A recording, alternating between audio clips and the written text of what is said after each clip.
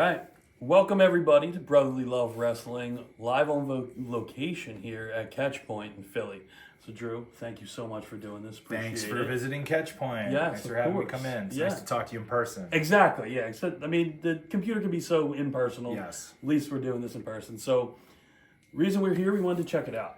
Yeah. And we've gone through 2 sessions now. You saw the fundamentals class today, Yeah. and then you saw our dynamic training class. Yes. A little bit of open ring before and after. Yeah, and I mean, obviously, being a fan, you really don't get this. You don't get the peek behind the camera, behind the curtain, and you get to see this. And I think the most amazing thing is watching it being broke down, watching it piece by piece and over and over and over again. The way you and Hot Sauce put it together, and just these simplest acts, is pretty amazing from a fan's point of view. Cool. And I said this sitting watching, I said, man, this, I know some people might say a peek behind the curtain, oh, it might ruin it for me. Where I'm looking at this going, it makes me appreciate it more. Mm-hmm. Like, when you do this, and you're watching different guys who train you, or you're watching other training, what is it like doing that? Do you find yourself critiquing like certain things, or like the way they do things, or just adding things to what you do? So you're saying like, as if I was a director watching a movie, Yes, do exactly. I see like, Yeah. do I see where the lens is positioned? Yeah. Do I see where we frame up the camera shots and the headspace is in the right space and the distance in the right spot? So if you gotta clip it for social media. Yeah. So I'll say this for me, from my experience, there was like, I've been fortunate to be a coach in some form for the last, 12 to 15 years from being an assistant coach and helping out the classes after me out of necessity, because we had to. That there was a period probably in the middle somewhere where, like, probably closer to the beginning, where I would watch stuff and be like, that could have been better, that could have been improved. There was definitely that moment where I guess the footwork, if he would have turned that way, the move would have been more effective. Like there were moments like that, right? Yeah. But like it gets to a certain point, at least for me, where like all that stuff just kind of goes out the window. I understand that like there are multiple interpretations of what we do as professional wrestlers, as luchadors, as art forms of pro wrestling, or catch can, or just watching WWE on TV. Yeah. It's in the storytelling. Like there are many different ways to approach this, and I appreciate the amount of like risk and hard work and creativity and like obsession that can go into this from people. I full on like understand a lot of that. Yeah.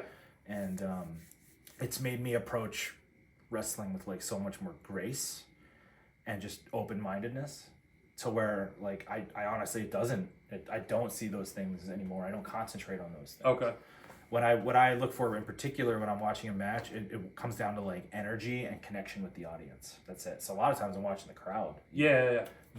And like the stuff in the ring, like just kind of I watch how that operates.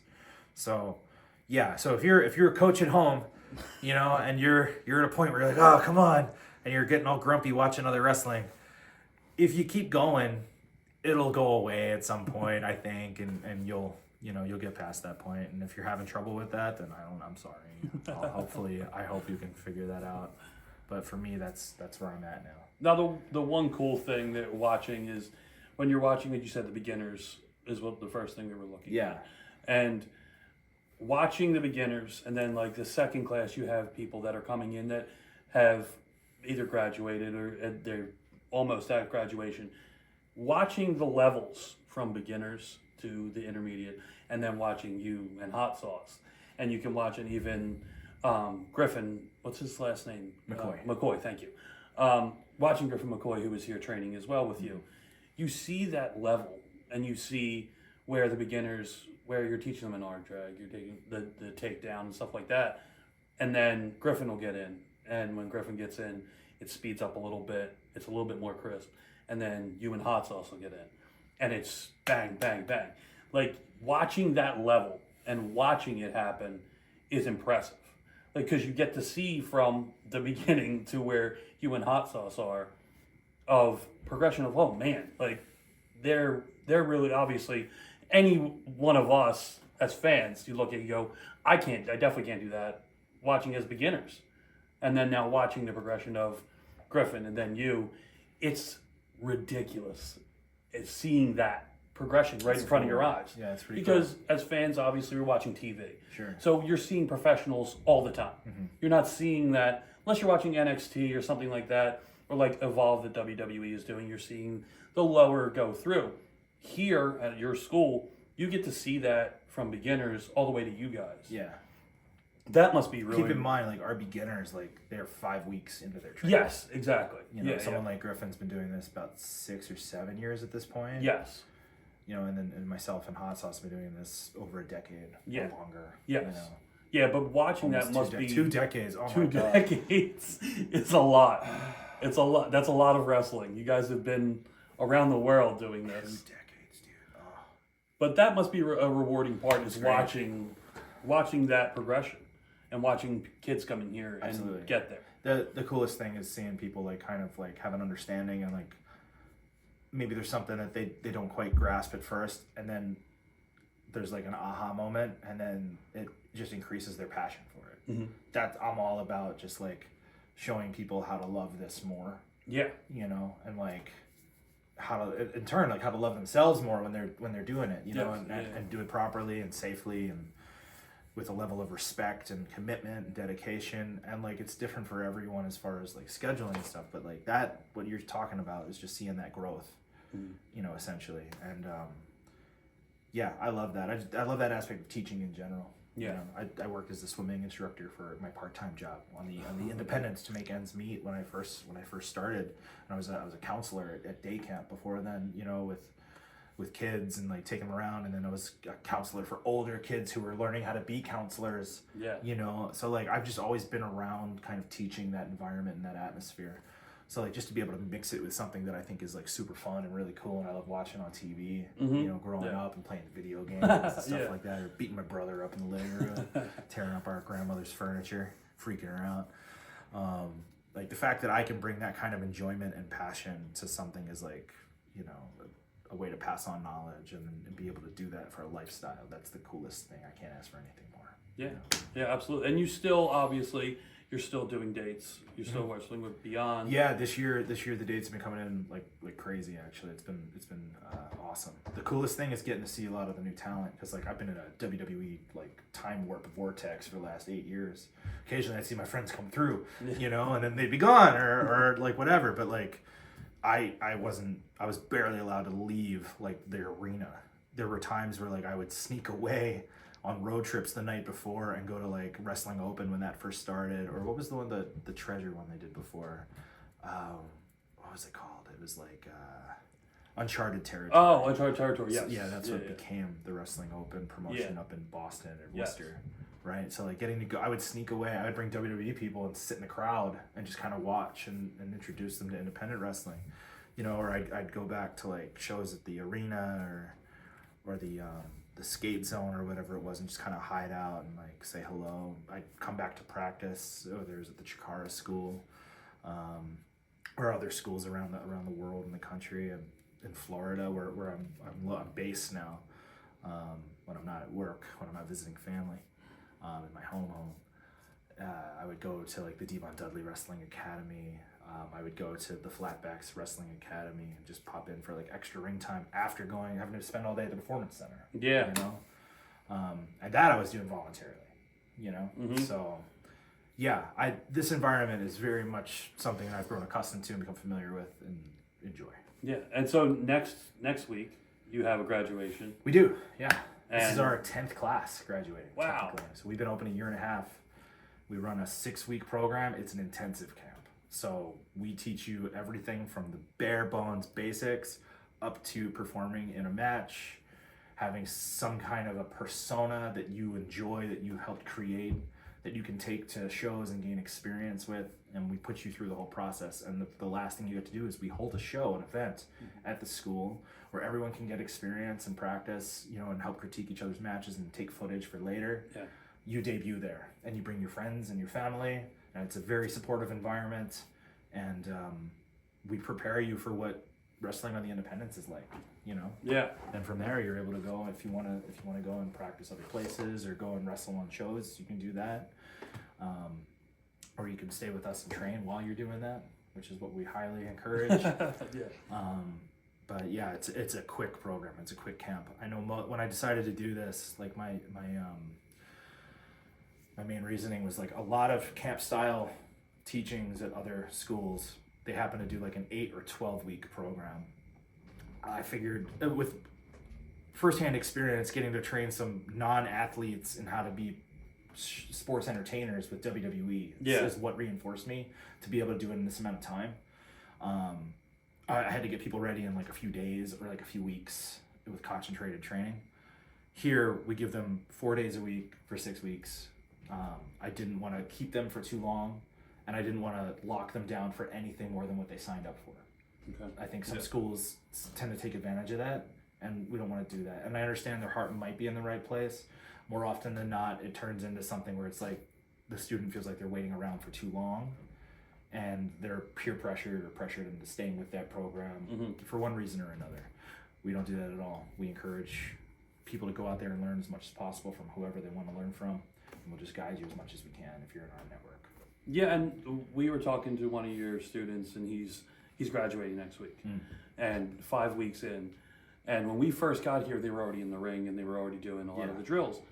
And he came off, and we were talking to him. He said 5 weeks, and I was like, "Man, 5 weeks? I said, you look really good for just 5 weeks." That's on them.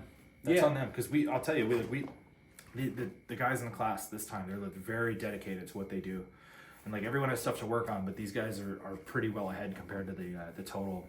I mean, everyone's been wonderful, honestly. Like you see the growth. If you're coming 4 days a week, you're gonna grow. Some have a harder time with that, with scheduling and figuring out the logistics of it. It's maybe more than they understood what it could be. And I think that happens whether they sign up for 1 day a week or 4 days a week or whatever. They're gonna have that realization at some point that like, if you want to make anything you do in life a living, it has to be your living. Yes. Yeah. You know, and however much time you put in is essentially what you're gonna get out. Yeah, there's gonna be natural athletes and people who are not very athletic, and we have to kind of break it down further and show them those kinds of things. But we have the team to be able to do that, and the skills that we can pass on to help you teach yourself while we're teaching you, and open up your understanding to it too. Stuff that you can take with you wherever you go. Okay, yeah. I mean, it's impressive. I gotta say, it's just, I don't know what I was expecting walking in here tonight, but I mean, sitting in here and watching it, like I said, me and my buddy Scott watching everything, it's just, both of us said, you get lost watching, and just the techniques and just the little things, like I said before, of just a toe drag and bringing everyone down very slowly and walking around, and just the kip ups and like every little thing that you take for granted as a WWE or AEW fan. Like you see it all the time, and it's just, that was a good match. And then you watch something like this, and you watch them go over and over and over again. Yeah, you're not going to get that kind of a breakdown. Yeah. If you're just sitting there watching the show. Exactly. Right. Yeah. We're not going to show you like how, but now you can see like the process of what it takes for some people to start to get to that point. Yes. Yeah. So it's very rare that you would see that. Yes, of course. Yeah. Even if it's put on, it's very rare to see that. You saw like the real full-on experience of like training. And that's like the show that WWE is producing on A&E, the LFG. I've been keeping up with that, watching that, and like most fans, you're obsessed with what's going on behind the drama. Yeah. And watching... Did Bubba Ray say something this week? Come on, man. But watching guys like Taker, like Booker, like Bubba, and of course, and Mickey, watching... Dude, those are awesome people to learn from. They're absolutely unbelievable people to learn from. They're just so knowledgeable and like so talented and have so much experience. That's like... They're very lucky. Like the coaches at the Performance Center are the best, like absolutely the best. Like wonderful, wonderful people. So to add on, a Mickey James or a Bubba Ray or an Undertaker, like that's pretty cool. Yeah. So like these kids are getting a hell of an education. Yeah, and that's, I think, the coolest thing watching that is watching these students that have been at the Performance Center for maybe a year. And then getting this knowledge and them getting their first couple matches under their belt and watching this. Yeah. And that's why fans are so into it and love watching that stuff, because as a fan watching something like that or being here, something like this, you feel like, man, I look and I'm like, man, I don't belong here. I shouldn't be seeing that. I shouldn't be like, you know what I mean? Like, you feel like, you're getting the inside scoop, and there's a part of you that's like, man, you're seeing how the sausage is made at this point. That's what they said about Tough Enough as well. Yes. You know? Yeah. But, like, you gotta understand, like, as cool as a thing to see behind the curtain, like with LFG is, that's still very much like a scripted show. Yes. Of course. Like, the focus is going to be on the drama as a reality program in that sense. And then you're going to see them do matches. Yeah, exactly. You know? Yeah, and these guys, these are guys and girls, like, you see what their training is on that show. They are there from Monday all the way to like halfway through Friday most of the time, and then on the weekends they got to do coconut loops in Florida. So they're setting the ring up, maybe just watching the show or helping out doing security, and then they're breaking the ring down, and like that's similar to what we do in the independents. You know, it's just a much more controlled environment. So like, it is their living. They are making a salary of some kind on that. You know, there is a contract at some point. As an independent performer, we have to look at it as, I'm not hiring an athlete to train them to make me money in the future. I am being paid to do a service for these kids or these adults. We've had people into the 50s train here. Wow. Who want to try this out, who want a chance to understand what it is we do and then potentially make it a reality for them. So I'm being paid to do a service for these people. I'm not paying them to participate. Of course. You know? So it's a completely different dichotomy when you're comparing, you know, someone who runs through the developmental program as opposed to WWE, as opposed to someone who trains on the independents, like what we do here. Yeah. Well, and coming up April 25th, I wanted to talk to you about this because Labor of Love. Labor of Love, love them. So they love have they have love an the event labor coming up, and as Philly fans as we are, and I mean brotherly love wrestling. We've always been a fan of you because you stay so true to the city. My hat's right there, bro. Get a shot of that hat. Get a shot of that hat. That's Mike Schmidt right there. That's Darren Dalton right there. That's Lenny Dykstra right there. We liked them, right? But it's not just you in this Philly war. We have the Mecca Brian Johnson. So explain to me, what neighborhood's this dude from? Where did he grow up? I don't. How have I been around the Philadelphia scene for over 20 years now and I've never run into Brian Johnson once? That's a good question. I spent at least, 13, 14 years of my career training at the ECW arena in Swanson and Rittner, 4 nights a week, wrestling there on weekends, touring around the Lehigh Valley, touring around New Jersey, and I've never run into Brian Johnson. And everyone's been telling me how awesome this dude is. And I've seen the pictures, and I've even spoken to him very briefly through text message communication about possibly training here sometime. And I've never met the dude. I mean, I can't explain it. I don't know why. Okay. But both of you... Teach me. I'm asking you. Teach me, please. I wish I could answer that. I can't answer that. But both of you bleed for this city. Without a doubt. Does he? He does. Where's he from? I'm not going to question that. Is he from Delco? Is he a Delco dude? Is he from Montgomery County? I don't know. Is he a Jersey boy? I don't think. Is he from Bucks, dude? Did he grow up in the city? I believe. I'm not. Look, I'm not going to answer for Brian. What neighborhood, man? Fox Chase, right here. Yeah. Fox Chase, Algon Avenue. Okay, Bustleton, Kensington, South Philly, University City Stretcher. That's why they call me that. This is my life, is this town. I grew up in every single part of this city. Every single part of this city. So are you saying that Brian Johnson isn't a... I don't know. I don't know. I'm saying I want to know. I'm going to find out on the 25th one way or another. Yes. All I've heard is that the Mecca, he's great. He's from Philly. I don't know. Maybe that's because I was stuck in the vortex. Maybe that's when he was coming around, you know? Yeah. But I heard he's been around forever, so sorry. Yeah. Teach me, man. Look, we've talked to Brian a couple times on the show. Look, Brian is hard to get along with. Why? He calls us bozos on every time he's on, which it is what it is. Cool. Brian has this mean streak in it. Yeah. He's quite frankly, he can be miserable every now and then. Yeah, everyone can. Yeah. We can all be miserable. But Brian takes it to a whole new level. A whole new level with Brian Johnson. A new level of miserable? Yes. Like you're talking Oscar the Grouch miserable? A little bit worse than Oscar. Talking like mother-in-law? Like kind I love my mother-in-law. I'm not going to say anything. No, like I love mine. Mine's amazing. Yeah, me too. Yeah. I can't say anything bad about that. Yeah. But Brian Johnson, the stereotype, not the actual. Yeah. whatever. Is he like you just got off work and he's miserable, like that kind of thing? Yeah, I guess you could call it that. That probably is sad. Man. I just want people to be happy with their lives. He can be happy when he's winning. Brian is happy when he's winning. Okay. And he's from Philadelphia, so he's accustomed to both. Yes, very true. Yeah. Look, he's a Sixer fan, so that's you take that with a grain of salt. But we've been through it, bro. This ain't the first time. I know how this goes. I don't know if I'm okay with Embiid being hurt. Heal the guy. Let him heal already. Stop putting him out. If the guy says he doesn't want, just let him sit. You can decide to trade him later if that benefits the organization. Right? Look at it with Simmons. You let that guy get away with everything, and then, now it's too late, we get rid of him. Now we lose Butler? Are you out of your mind? Look. It's always the first round in the playoffs. We look great. Second round comes up, we get our asses kicked. Why?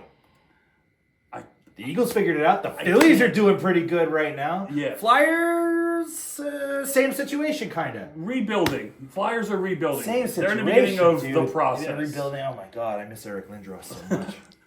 I don't think I divulged this to you in our first show when you were on with us, but I'm a Celtics fan. So the Sixers losing, it actually brings me some joy. You were meaning to wrap up this interview now. The same thing Brian Johnson said to me, too. This is what you're going to wrap it up with? You're going to leave our... I wanted to be honest. What's the name of the podcast? Brotherly Love Wrestling. Dude, why would you even... I was raised loving anything Irish. Brian Johnson is so miserable right now. Yeah. Hearing you say this, he already knows this. Oh my God, why am I here? I already ragged on him when the Celtics won the championship and sent him a message. Dude, front runner, Jesus, get out of here. I've liked the Celtics since I was a kid when they were bad. Cool. When they Larry were bad. Bird, hey. One of the greatest players of all time, easy. Larry Legend is the man. Bro, Look, Dr. J. Dr. J's great. Dr. J's great. I have no disrespect for great Sixers. AI is the man. The only Sixer jersey I ever owned was an AI jersey. You hear that, Celtics fans? You hear that? They're coming with the pitchforks. Yeah. You ain't welcome back at TD Garden, bro. That's okay. You ain't welcome back at the Garden, bro. Anyway. Big AI fan right here. Loves AI. Loves the answer. April 25th. You versus the Mecca. Yeah. You've been hearing about this guy because he's been from Philadelphia, claims he's from Philadelphia, according to you, because you don't know what neighborhood I believe him. I just want to know. Okay. Why are you putting words in my mouth? I mean, why do people love to put words in my mouth? This is not what acceptable. I was picking up from what not you say. Not acceptable, dude. I said point blank, I don't know. Please teach me. I hear he's from Philly. Tell me what part. He's been around for a long time. I hear he's great. I'm sure he is. Yeah. He's got a physique. I know that. I've heard he's good on the mic. Cool. Yes. Great. Yeah. I'm going to find out one way or another. You weren't able to help me out. Yeah, Come on, bro. Sorry. And now you're criticizing me for questioning this guy? Not criticizing. Why wouldn't I? Not criticizing. No, I'm not criticizing at all. Just saying. For people who aren't from the area, this is how Philadelphians think. This is just how we think. We don't always express it as articulately, which I'm proud of. I worked hard on that. But that's where the brain goes. Matter of fact. Brian Johnson, if you're wasting time being miserable, all this yada yada whatever, dude, matter of fact. Get matter of fact with it. If he's from Philly, it's just going to be point blank. There's a one-word answer. Okay. Cool, bro. Great. So, you and him, he was in Ring of Honor multiple time wrestling for the Pure title and quite frankly, one of the best to wrestle for that Pure title. Okay. He was one of the best in the division by far. Anywhere he's gone, he is that guy. You know, why he's called the Mecca. On the 25th, how do you handle, obviously you don't know him. You haven't seen him a lot. Going into that unknown, how do you deal with a guy like Brian Johnson? Everything you heard. Look, man, my strategy's been the same for everybody, whether I'm in the ring with Brian Johnson, whether I'm in the ring with Brian Kendrick, whether I'm in the ring with Cedric Alexander or Braun Strowman. It's I'm gonna fight you. I'm gonna fight you. I happen to like mat wrestling. I happen to be very good at mat wrestling. Sometimes that happens. But at the end of the day, I have to pin you to beat you so I can make my living. How are you going to feel if Brian Johnson pulls the step over on you? I'd be amazed. Really? Because I'd be like, damn, this guy's good. Okay. I'd be amazed. And I don't know anything about this guy. So that would be a wonderful, wonderful surprise. You learn about odds and stuff doing teaching for so long, and you see like kind of like foresight. Mm-hmm. Like I can kind of see where things are going. The numbers don't really line up to me for him. Mm-hmm. Based on our track records. The fact that I haven't run into this guy before, that's like kind of a red flag to me. So I will be very pleasantly surprised if that happens. It'd be awesome. All right. Well, look, April 25th, Labor of Love Wrestling. Drew Gulak versus the Mecca Brian Johnson.